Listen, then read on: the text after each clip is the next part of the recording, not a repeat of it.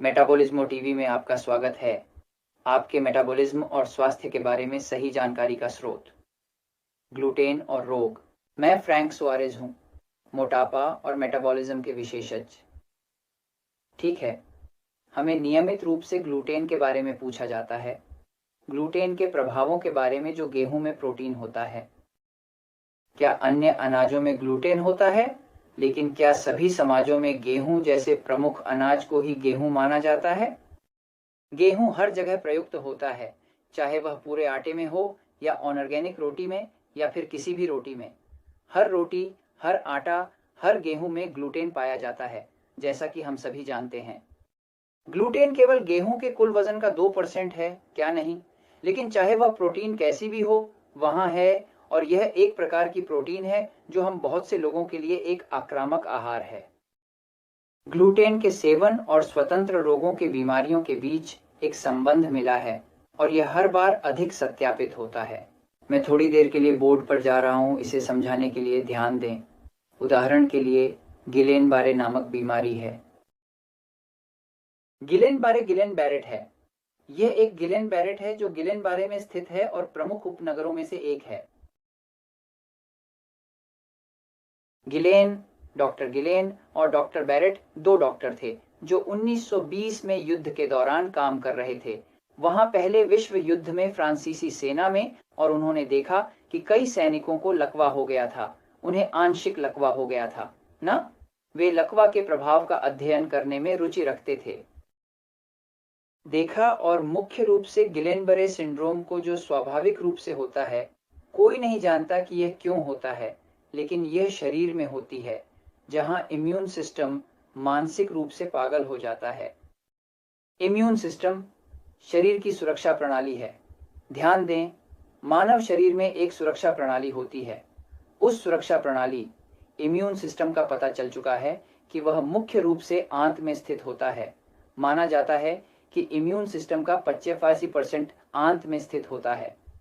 यह मतलब है कि पाचन तंत्र में जो कुछ भी हो रहा है, उससे शरीर की सुरक्षा क्षमता पर प्रभाव पड़ेगा।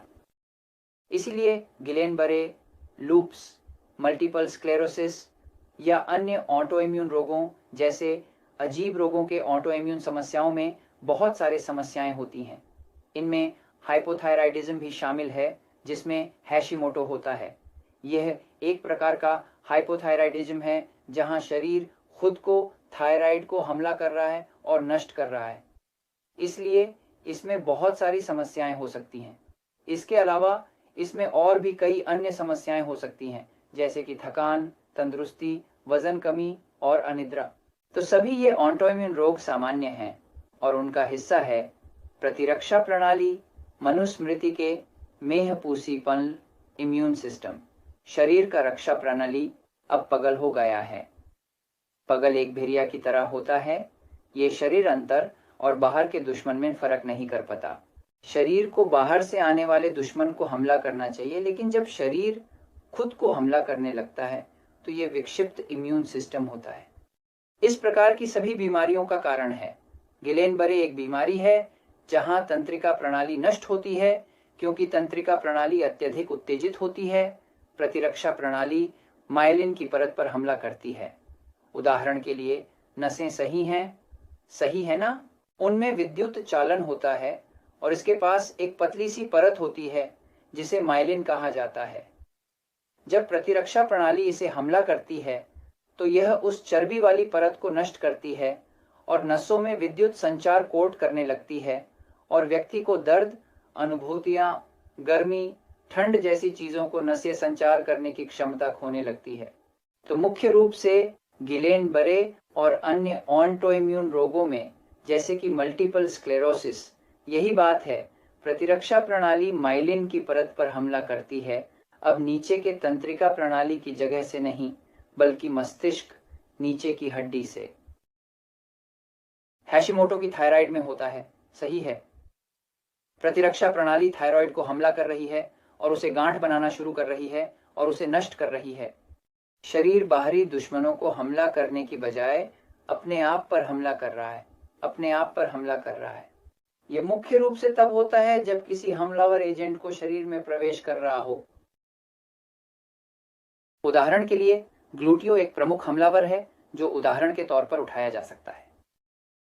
ग्लूटेन जो गेहूं में पाया जाने वाला प्रोटीन है, उसके लिए बहुत सारे लोगों को ग्लूटेन असहिष्णुता होती है। ग्लूटेन के प्रतिकूल होने के बारे में जानने के लिए ग्लूकोमीटर प्राप्त करें, जिसे प्रयोगशाला जाकर खरीदा जा सकता है या फिर मधुमेह रोगियों के उपयोग के लिए किसी भी फार्मेसी से खरीदा जा सकता है। ग्लूटेन के साथ कुछ भी खाने से पहले चीनी लेनी होगी और 2 घंटे बाद ग्लूकोजा को मापा जाता है। यदि 2 घंटे बाद ग्लूकोज 130 से ऊपर है तो यकीनन ग्लूटेन आपके शरीर के लिए एक हमलावर आहार है। तो मुख्य रूप सभी ये स्वतंत्र रोग, गिलेनबरे, लुप्स, बहुस्थानीय स्क्लेरोसिस, हैशिमोटो का थायराइड, सभी में एक ही विशेषता है, सभी अलग हैं। सभी यहाँ एक मनोवैज्ञानिक रोग प्रतिरक्षा प्रणाली है जो खुद को हमला करती है। यह आपकी खुदकुशी के समान है। शरीर खुद को हमला कर रहा है और एक हमलावर एजेंट भी होना चाहिए। एक प्रमुख हमलावर एजेंट ग्लूटेन है, दूसरा मक्का है, लेकिन हम दूसरे एपिसोड के लिए छोड़ देंगे। मैं इसे आपको बता रहा हूं क्योंकि सच्चाई हमेशा विजयी होती है।